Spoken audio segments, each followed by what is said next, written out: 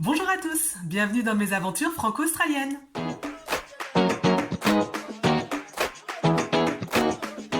J'espère que vous allez tous bien.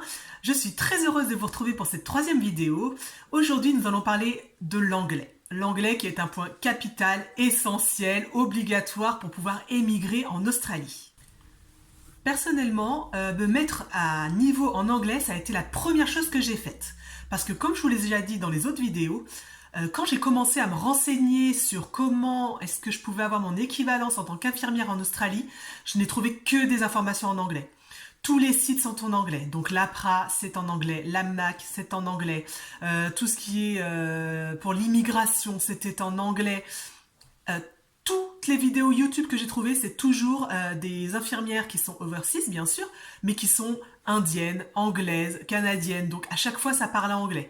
Donc je me suis dit, allez, l'anglais, c'est la première chose qu'il faut que je fasse parce que de toute façon, si je ne comprends pas ce qu'on me dit, si j'arrive pas à lire, à écouter, à parler en anglais correctement, de toute façon, ça servait à rien que je commence à me lancer dans cette aventure. Alors, avant de commencer à vous parler de tous les tests qui existent, je vais vous parler de comment moi je suis partie avec l'anglais. C'est-à-dire, quelles étaient mes bases. Alors, ce qu'il faut savoir, c'est que moi, j'ai toujours eu un bon niveau d'anglais. Franchement, le niveau scolaire, c'était nickel. À l'école, j'avais des bonnes notes. J'étais intéressée par l'anglais. Donc, tout allait bien. Je pouvais avoir une conversation avec des Anglais. Quand je partais en vacances, je me débrouillais très bien. J'avais pas besoin d'avoir un petit dictionnaire avec moi, tout ça. Donc j'avais une base d'anglais déjà qui était déjà solide. Et pourtant, passer les tests d'anglais, ça a été très compliqué pour moi. Entre le fait que ce soit un test en anglais académique, donc qui est complètement différent de la vie de tous les jours, de la façon dont on s'exprime tous les jours, et le stress, parce que je me suis mis beaucoup de pression pour ce test d'anglais et du coup c'était très difficile de ne pas perdre mes moyens, surtout pour le speaking, qui est quelque chose que je ne pratique pas dans ma vie quotidienne, qui était compliqué à pratiquer et du coup ça a été dur pour moi, un gros point. Quand on a décidé avec mon mari de s'expatrier, nous on a fait appel à un avocat de l'immigration, donc ça je vous en parlerai dans une autre vidéo, et elle nous a dit tout de suite, bah, c'est quoi votre niveau d'anglais en fait? Donc du coup, on s'est dit avec mon mari, bon, on va essayer de faire un test comme ça, un petit peu à la one again, vous voyez. Donc sans révision, sans rien, on s'est inscrit à un test, on y a été tous les deux, en sachant qu'on a passé, pas un test académique, mais un test général, donc juste pour voir notre niveau d'anglais. Bon, mon mari, il a déchiré, et moi, ça a été une cata. Mais vraiment, je me suis retrouvée devant mes feuilles et devant mon examinateur en me disant, mais en fait, je suis nulle. Je ne sais pas du tout parler anglais. C'est dingue. J'avais aucune expression, je savais pas comment formuler mes phrases, je savais pas quel temps utiliser. J'étais complètement perdue parce que j'étais vraiment dans le langage un peu familier moi en anglais puisque c'était vraiment pour les vacances et c'était pour interagir comme ça vite fait avec d'autres touristes ou avec voilà avec le serveur ou avec le mec qui vend les tickets de bus quoi. Donc clairement ça a été compliqué, une cata. Franchement, ça m'a démoralisée. J'ai envoyé mes résultats de test à notre avocate qui m'a dit « Ouh, ça va être chaud ». Donc voilà d'où je suis partie. Un bon niveau général, mais une fois que je dois passer en examen et que je dois montrer mes compétences, c'était nul. Mais j'ai quand même réussi à l'avoir, hein, donc je pense que c'est perdu pour personne, donc ne vous inquiétez pas, c'est tout à fait faisable. Alors maintenant je vais vous parler des tests d'anglais qui sont reconnus par l'APRA. Donc il y en a 5. Alors, vous allez les voir là sur l'écran. Donc du coup, il y a d'abord le Cambridge, il y a l'IELTS, il y a l'OET, il y a le PT académique et enfin il y a le TOEFL IBT. Il y a l'IELTS. Alors il y a l'IELTS, vous pouvez le passer partout en France. Hein. Il y a dans toutes les grandes villes, vous avez des sessions tous les mois, même des fois même des moments où il y en a plusieurs fois par jour. Genre à Paris, vous en avez tous les jours hein, quasiment. Donc il n'y a pas de problème. Donc il faut un overall de 7. Donc l'overall, ça veut dire qu'en fait vous avez 4 sections dans ce test, comme vous pouvez voir. Donc vous avez le listening, le reading, le speaking et le writing. Il faut dans chaque composante de ce test avoir 7. Sauf pour le writing, à partir d'avril 2025, vous avez le droit d'avoir 6,5. Ils changent tous leurs critères en avril. Donc si vous êtes inscrite après avril, à partir d'avril, ça va. Si vous le passez là dans quelques jours ou dans quelques semaines et que c'est avant avril, vous devrez avoir 7 même au writing. Ensuite, vous avez l'OET. Donc l'OET, c'est un test d'anglais qui est spécifique pour les professions de santé.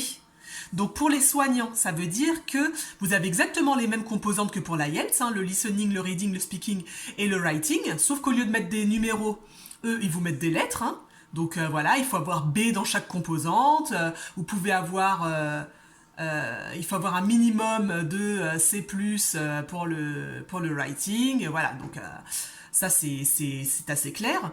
Mais ce qu'il faut savoir, c'est que du coup, tous les topics, tous les sujets, toutes les conversations, tout ce que vous allez avoir à écrire, à entendre et à répondre, ça sera sur l'univers du soin. Donc, ça peut être quand même assez simple d'avoir des choses à dire, c'est ça que je veux dire. Parce que par exemple, pour l'IELTS, l'académique, vous allez avoir tous les sujets possibles et imaginables. Et ça, moi, ça m'a vraiment, à des moments, bloqué. Donc, je vous raconterai un petit peu des aventures qui me sont arrivées avec l'IELTS, parce que c'est ce test-là, moi, que j'ai passé. J'ai pas passé le ET parce que je ne voyais pas de centre en France. Il disait qu'il y avait que 8 pays en Europe où on pouvait le passer. Et la France n'en faisait pas partie. Et en fait, ça y est, il y a un centre en France, là, à Paris, dans le 20e. Donc maintenant, on peut le passer. Donc c'est bien l'EET, parce que voilà, c'est quelque chose qui nous concerne plus. Et surtout, ça va vous aider pour développer votre vocabulaire médical aussi, parce que du coup, vous allez le travailler en même temps. Ensuite, il y a le PTE académique.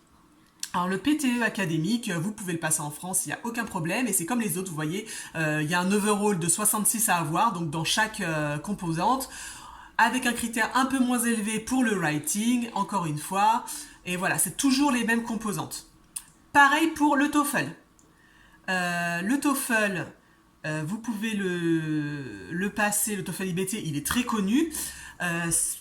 La seule chose qu'il y a de différente avec le TOEFL, donc vous voyez encore qu'il faut un score total de 94, ils vous mettent toutes les notes qu'il faut avoir. Vous voyez que le writing, il demande pas à avoir, vous n'aurez pas de note plus basse.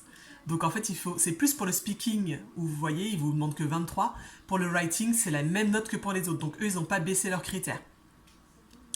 Ce qu'il faut savoir par rapport au TOEFL, que moi je n'ai pas forcément aimé et c'est pour ça que je n'ai pas choisi ce test, c'est qu'en fait, il est que sur computer. Et ça veut dire que pour le speaking, vous avez personne en face de vous. Vous allez répondre à un ordinateur qui va enregistrer vos réponses et ça va être traité plus tard. Moi, ce que j'ai beaucoup aimé dans l'IELTS, c'est que je pouvais avoir une personne en face-to-face. Donc en fait, j'avais une personne en face de moi, assise, on était à table et on discutait. Donc c'était plus comme une conversation et c'était moins stressant en fait pour moi de pouvoir parler avec la personne, de voir ses expressions, de voir si ce que je disais ça l'intéressait, qu'elle rit quand j'ai dit des blagues, enfin voilà, des choses comme ça. Je trouvais ça beaucoup plus simple. Donc voilà pour les tests, en sachant que le Cambridge, je reviens juste dessus, pour vous dire que vous ne pouvez pas le passer pour l'année 2025 parce qu'en fait les sessions sont déjà toutes pleines, c'est des inscriptions qui se font très à l'avance et là donc tout est déjà plein pour 2025 sur leur site. Voilà donc pour les tests que vous pouvez passer. J'espère que c'est clair déjà pour tous ces tests-là. Vous voyez, c'est à peu près toujours la même chose. Après, ils ont des façons différentes de fonctionner. Il y en a qui sont que sur computer, il y en a qui sont sur en papier, il y en a qui sont sur computer et papier, il y en a où vous avez, pour le speaking, la personne en face de vous, il y en a où vous avez des visios, et il y en a où vous avez personne, en fait, vous répondez à un ordinateur qui vous parle. Donc, tout est différent, donc ça dépend vraiment de comment vous vous sentez à l'aise avec votre anglais. Et donc, vous allez me dire, mais Delphine, comment as-tu fait pour passer d'un niveau d'anglais de base à un niveau d'anglais où tu as réussi à avoir un overall de 7? C'est extraordinaire! Oui, c'est extraordinaire, parce que franchement, j'ai beaucoup travaillé. Alors, première chose que j'ai faite, mais que je faisais déjà depuis que j'étais au lycée, c'est que j'ai commencé à regarder la télé, les films au cinéma, tout en VO. Donc je regardais tout en anglais, sous-titré en français. Il y a 1 an, j'ai commencé à regarder en VO sous-titré en anglais. Parce que vraiment, en fait, il faut se faire confiance. J'avais peur de vraiment rien comprendre, en fait, et en fait, je ne faisais que lire les sous-titres. En passant en anglais, ça m'a vraiment fait l'oreille. Et en plus, quand je ne comprenais pas forcément, j'avais les sous-titres. Et du coup, en reading, pour lire l'anglais, je suis pas mauvaise en fait. Donc du coup, j'ai aussi pu savoir comment les mots s'écrivaient, parce que juste de les entendre, on ne sait pas comment ils s'écrivent forcément. Là, j'ai su comment ça s'écrivait, j'ai gagné beaucoup en vocabulaire. Moi, ce que j'ai fait, parce que j'avais peur au début de regarder en anglais et de ne rien comprendre, j'ai regardé les séries et les films que je connaissais déjà par cœur, en fait. Donc pour les séries, franchement, les séries que vous pouvez regarder, moi, je pense que les premières que j'ai regardées, c'était Desperate Housewives, les Friends. Ça, on les connaît tous, les Friends. On n'est pas perdu dans les épisodes, donc on peut très bien les regarder. Après, les Friends, il y a beaucoup d'expressions. Ils font des références à beaucoup de personnages très connus aux États-Unis qu'on connaît pas forcément, donc des fois c'est un petit peu embêtant. Mais les Desperate Housewives, franchement, c'est hyper simple à comprendre. J'ai regardé les Ally McBeal. Regardez les séries en VO, commencez par regarder avec les sous-titres en français si ça peut vous rassurer, et ensuite sous-titres en anglais. Ça vous aide pour écrire en anglais, pour lire en anglais. J'ai aussi commencé à lire des romans en anglais. J'ai commencé à lire des choses simples, comme des histoires à l'eau de rose un petit peu, vous savez, des petites comédies romantiques, des choses comme ça. Donc voilà, des livres assez simples à lire. J'ai lu aussi des Harlan Coben, donc des thrillers, un petit peu comme des Guillaume Musso, tout ça, les Marc Lévy, vous savez, des livres qui sont des lectures légères. Et donc ça m'a beaucoup aidé aussi pour me rendre compte qu'en fait, en reading, j'étais pas mauvaise. Donc vraiment, le reading, j'étais au taquet d'avoir lu des livres et aussi d'avoir lu les sous-titres en anglais en fait. Ça m'a beaucoup aidé. Donc, ce qu'il faut bien avoir en tête, c'est que les tests d'anglais, il faut bien se préparer. Moi, je n'ai pas pris de préparation payante. Quand je me suis inscrite à l'IELTS, il y avait une préparation gratuite avec, ça s'appelait IELTS Premium. Et du coup, j'avais plein de mocks. Donc les mocks, en fait, c'est les mock tests. C'est vraiment des tests comme si vous y étiez, en fait, en temps réel. Vous pouvez pas faire pause. Vous faites le test qui est en train de se dérouler sur votre ordi. Donc pour le listening, pour le reading, c'est vraiment super bien parce que vous avez plein de tests. Et donc vous pouvez bien vous entraîner. Par rapport au writing et au speaking, c'est un peu embêtant quand on n'a pas d'interlocuteur parce que le writing, on peut écrire tout ce qu'on veut, mais si personne vous corrige, c'est pas terrible.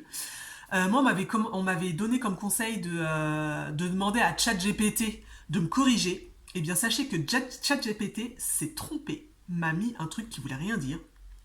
Il me semble que c'était quelque chose comme The most ugly person, un truc comme ça, alors qu'en fait, most ugly, ça se dit pas. Là, je me suis dit, ChatGPT, je peux plus lui faire confiance en fait. Donc du coup, j'ai arrêté avec ChatGPT. Pour le speaking, c'est pareil. Le speaking, en fait, c'est que de la pratique. Il faut absolument avoir un interlocuteur. Du coup, j'ai pris un prof d'anglais chez qui j'allais, en fait, une fois par semaine pour parler. Donc c'était vraiment bien parce qu'elle avait plein de cartes avec plein de sujets différents, plein de questions différentes. Donc on a fait tous les sujets, tous les topics qui pouvaient exister. Donc on a parlé de la musique, on a parlé de la culture, on a parlé de la politique, on a parlé des livres, on a parlé du cinéma, on a parlé de la famille, on a parlé de la prison, on a parlé du système judiciaire du coup, on a parlé du cinéma, je sais pas si je l'ai dit, mais vraiment on a parcouru tous les sujets possibles et imaginables.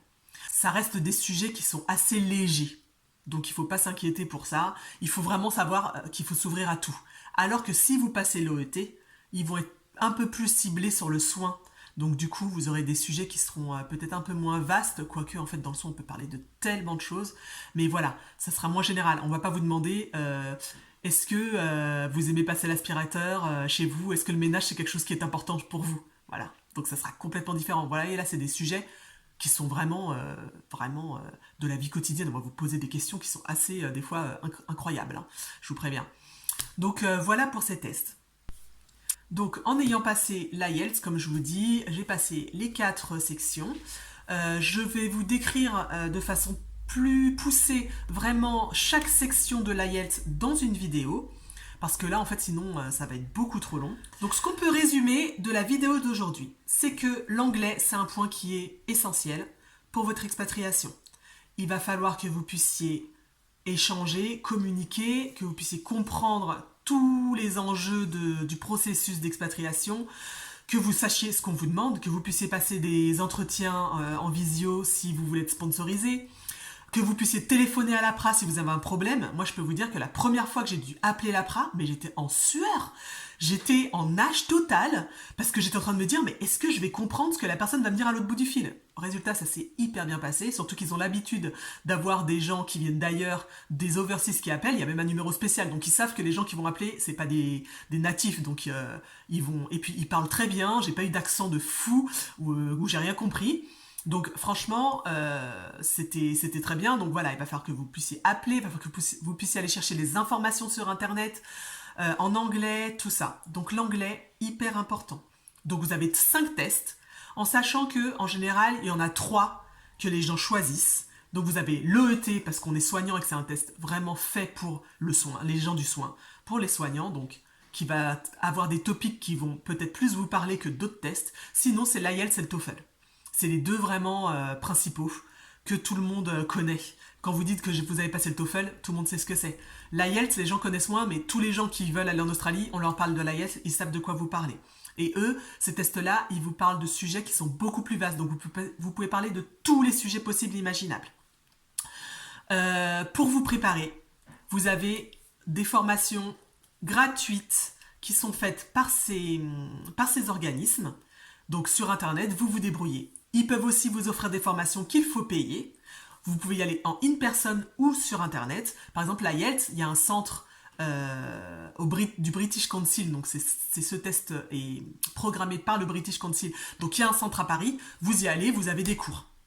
Vous pouvez même avoir, avec le British Council, des entretiens avec des profs d'anglais qui vont déterminer votre niveau et vous dire, voilà, vous avez besoin de travailler telle section, telle section, telle section, de voir ça, ça, ça, ça, ça. Donc pour vous aider aussi. Et c'est gratuit, moi c'est ce que j'ai fait aussi. Je vous expliquerai dans l'autre vidéo où je vous parle vraiment de tout le parcours que j'ai eu avec l'IELTS. Donc voilà ce qu'il faut noter. Ce qu'il faut noter aussi, c'est que en dehors de ces préparations, il faut que vous travaillez votre anglais au quotidien, vraiment. C'est-à-dire, donc, comme je vous ai dit, les séries, les films, allez voir voyez tout en VO, sous-titré en VO, achetez des livres. Vous avez des livres qui sont faits exprès avec des niveaux. Il y a des Araps qui a sorti des livres, c'est ce que moi j'ai, et il y a plusieurs couleurs, donc il y avait pour débutants, pour intermédiaires, pour confirmer, voilà, comme ça vous choisissez, et puis vous pouvez monter tranquillement en difficulté de lecture.